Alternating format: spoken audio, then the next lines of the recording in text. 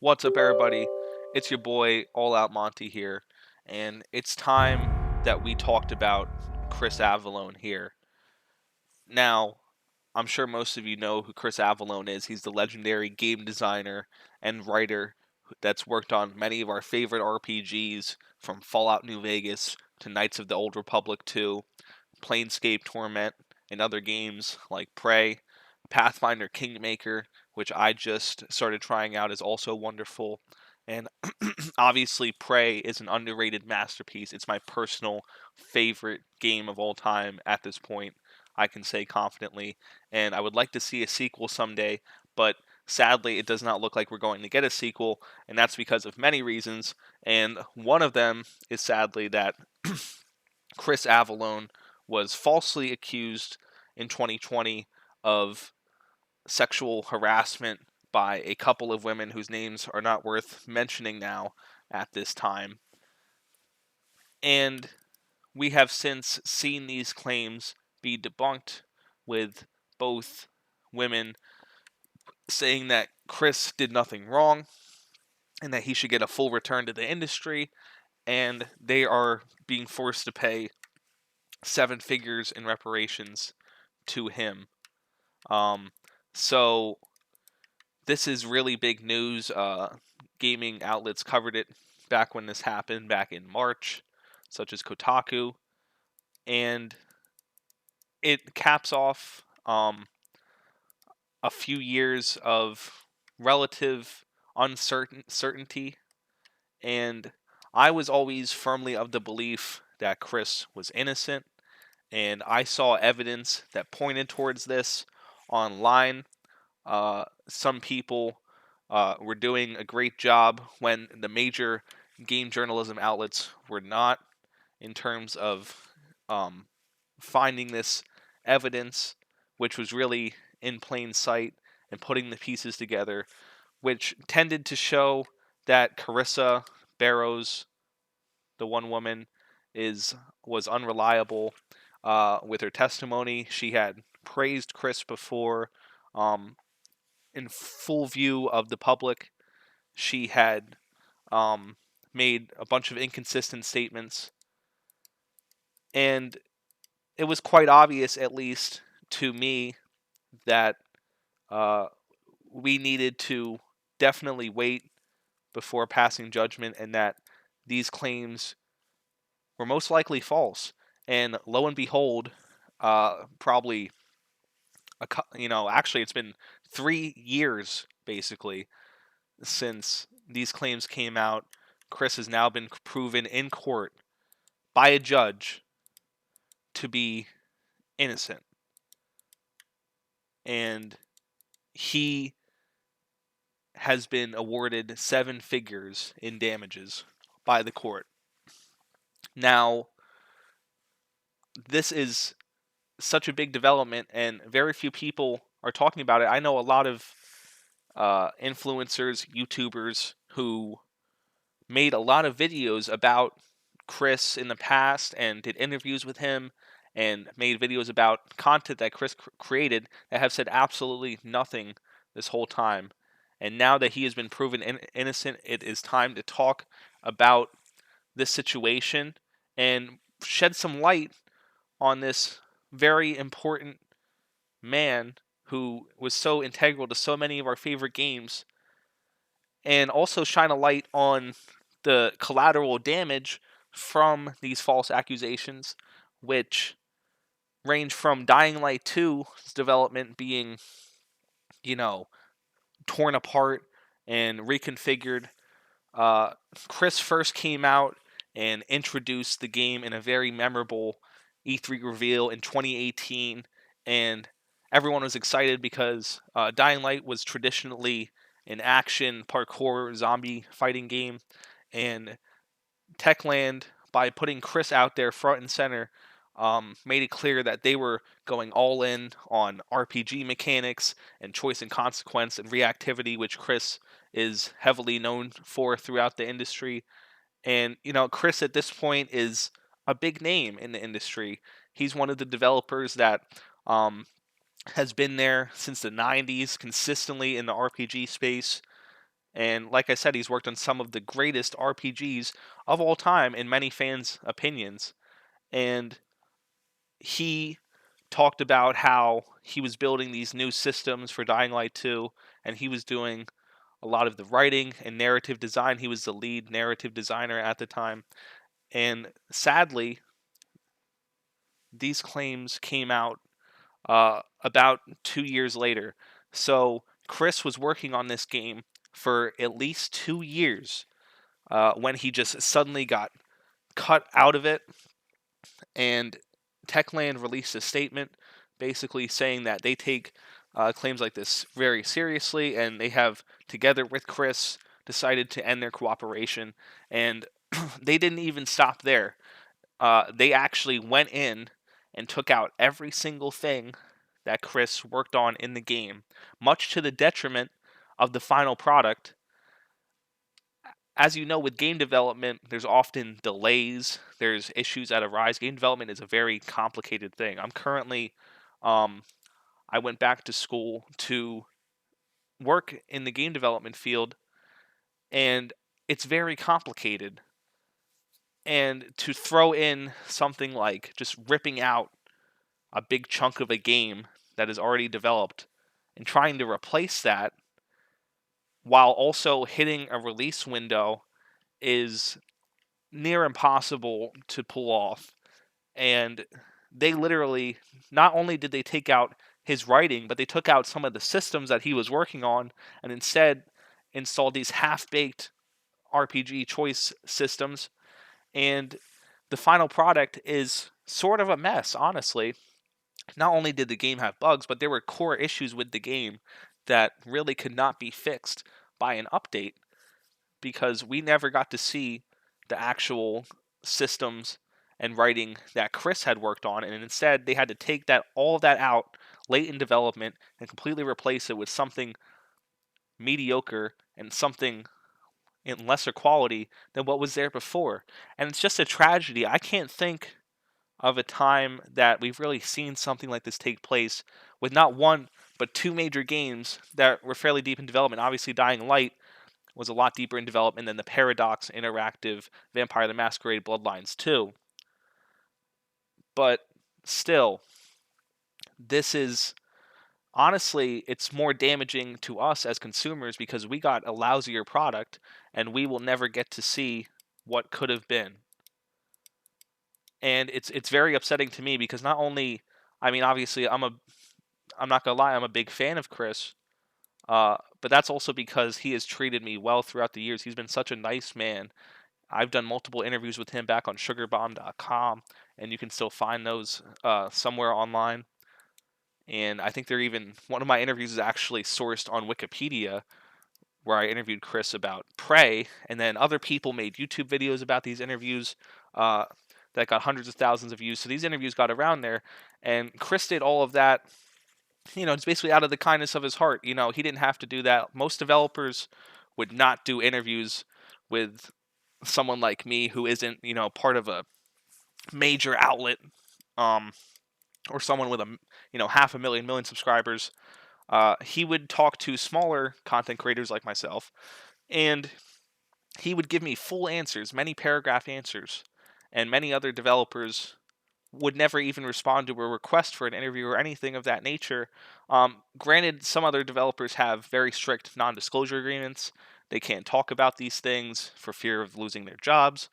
Chris has a little more flexibility because he is a freelancer, and so not to say that other game developers aren't good, nice people, but Chris is an exceptional person that I know very well. I like to call him my friend.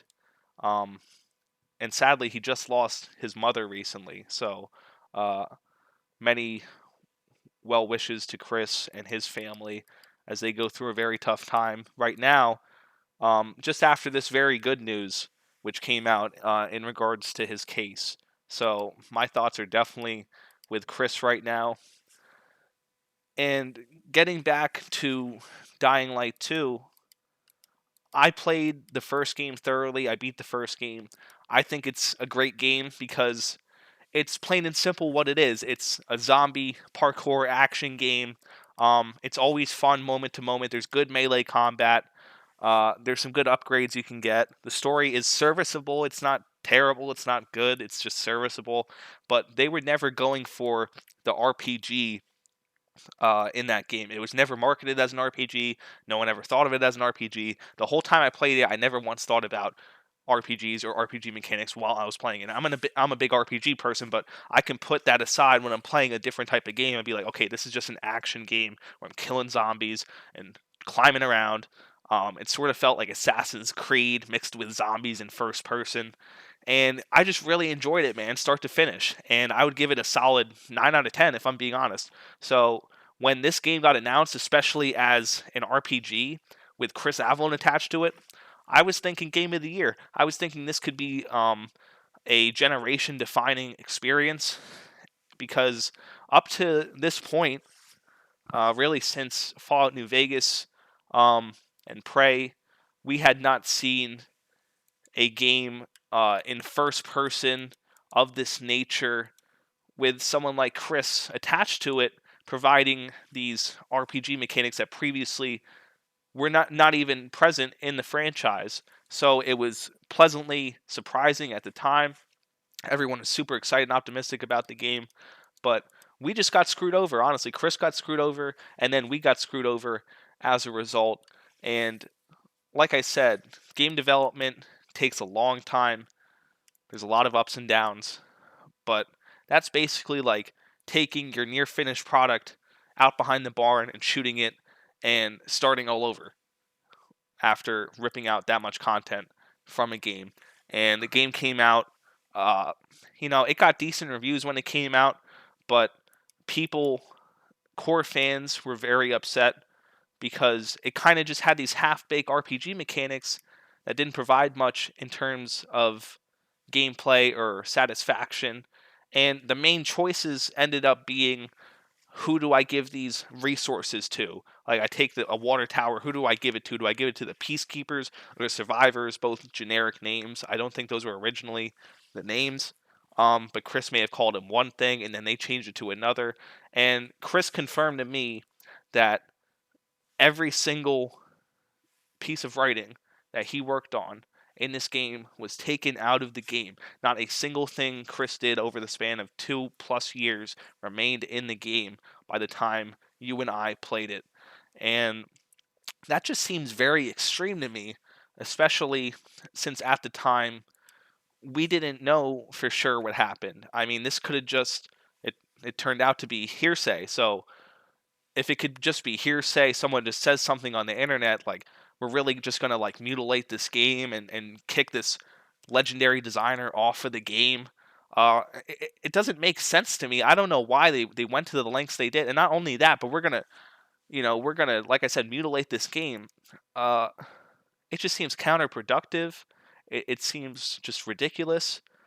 Um, because not Chris wasn't the only person that even worked on these features. Chris was the lead designer. There were other people that helped with character design and stuff like that, and they got screwed over too because um, none of their work made it into the game either. So it's like they did all this work for nothing. Chris did all this work for nothing, and what we received in the end was simply not up to par. It did not provide the experience that they said in the statement that they were still going to provide. And it's very disappointing because, like I said, this game could have been a game of the year contender. It could have been up there as one of the greatest games of the past generation. And it could have continued to have a massive player base to this day. But instead, honestly, I think more people at this point are playing the first game because the first game kind of has this cult following.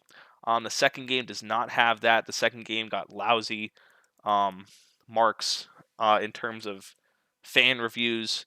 And if you go on YouTube or anywhere else online, you're going to see a lot of negativity towards this game. Um, and some of these people mention Chris, some of them don't.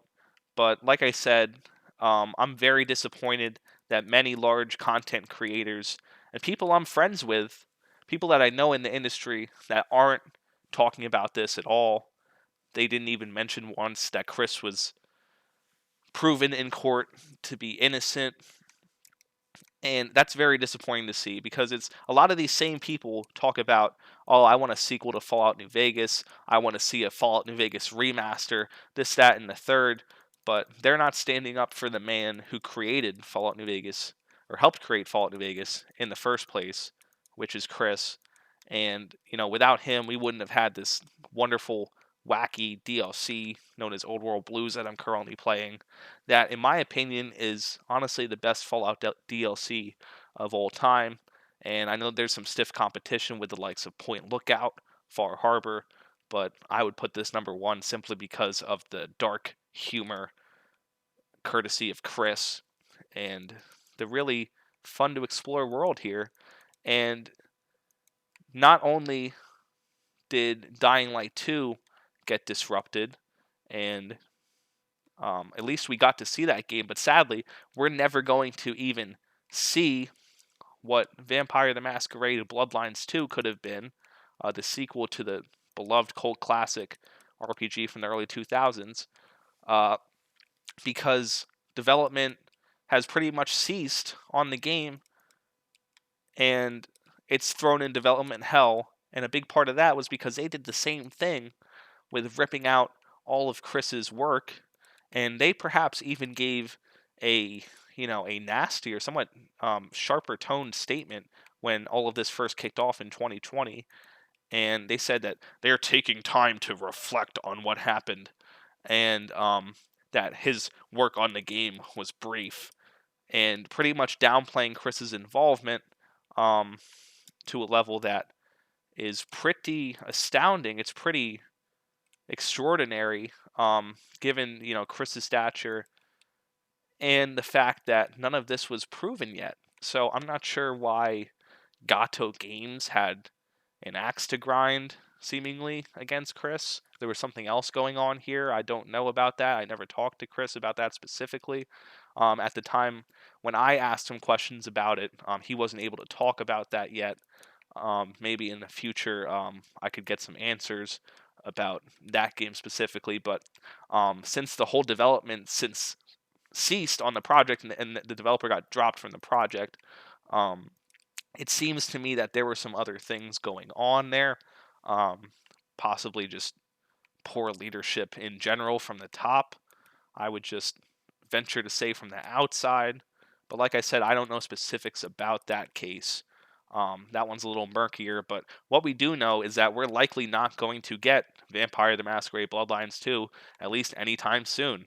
There is no scheduled release date, and honestly, the game might just be in the garbage pile, and that's very sad to see, because I was very much looking forward to what Vampire the Masquerade could look like on modern consoles, especially with someone like Chris behind it. That would have been, honestly, if it's anything like the first game, we could have got a New Vegas level role playing game, um, with one of the main writers of New Vegas. And instead, we're going to get nothing. And that's all because of these false accusations, which were proven to be false, which, if you were paying attention and were following me at the time, you knew they were false anyway. Um, it's such a tragedy. And you would think that with two major games, one severely perturbed in its development and not what it should have been, and the other completely just destroyed and just nothing left of it, you would think more people would talk about that. Like, that's like a big thing. Like, that's a big freaking thing that happened, dude. There's all these YouTube think pieces about, the development of certain games and how certain games had rocky patches of development. How about two major role-playing games just completely just being thrown down the tubes, one just completely destroyed because of false accusations? You think that would be a major story? A lot of people would be talking about it endlessly, but for some reason we don't see much conversation about it. That's why I'm trying to spark this conversation here. And we need to call attention to this, and we need to stand up for Chris, because he's provided us with so much joy throughout the years. And it's very sad that we'll never get to see Vampire the Masquerade Bloodlines 2. In all likelihood, we'll never get to see any of Chris's work on it. And I tend to believe that Chris's work was more extensive than they let on, because he was on the project again for, I think, at least a year. Um, so it seems like to me, once they had to cut out all of Chris's work, that they basically lost um, too much progress to the point where they had to just delete the whole game. And that's very sad to see as a student of game design. Um, that's just such a major blow, not only to the other developers, to Chris, to all these people that were involved in the project. And again, us, the consumer, being screwed over and deprived of this experience, which would have been probably a very amazing experience, very unique experience, which is what the first game was. So, and and at this point, there may have been other games that Chris would have worked on by now, which we're also not going to see or ever going to see. So, as a role playing game fanatic, and I know there's many people on websites such as RPG Codex who are big fans of the master, Chris Avellone, it's very disheartening to see. And if we're deprived of someone like Chris, who has been in the game industry pretty much since its, coming of age in the 90s with computer role playing games to now, we're going to lose out on that feeling of old school RPG games. And to me, that is just so disheartening, man. It makes me want to honestly just stop, being into games so much as I am. It's like, this is a very important figure here in the role playing world, and he has just been completely screwed over. And so have the players as a result. So that's basically the gist of it. Um, I wish Chris nothing but the best, personally. Like I said, he was an exceptional man in my experience. Uh, hopefully I can talk to him at some point and get some more insight um, about what went on, especially in terms of Vampire Masquerade Bloodlines 2, because we don't know much about that at all. At least I don't. And just, push for him to get back into the industry. And even these women who accused him of these things want him to return to the industry in full, and so do I. So if you have social media, Twitter, Facebook, YouTube, post on there about Chris, tag people in it who are content creators and game developers and publishers, and tell them, they should hire Chris and they should bring him back in the industry. And I would especially um, point my ire towards Techland and Paradox and all these people who made all these statements about Chris in the first place, and they should retract those statements or update those statements, I think. Even though Dying Light 2 is already shipped, a lot of people forgot about it. I think that needs to be rectified. Or honestly, I don't think I would ever want to buy a Techland game again at this point, honestly. Um, or anything from Paradox, but I don't think we'll have to worry about that one. So that is all. Keep an eye on this channel for maybe another interview with Chris. Also, I'm going to be doing some Let's Plays. And my next video is probably going to be about Prey and how we're not going to get a Prey sequel anytime soon, and going into detail about why that is, and also talking about the first game a bit. So, subscribe the video, and follow me on Twitter at @4allout for all your role-playing game needs and wants. So with that, I'm signing off. See ya.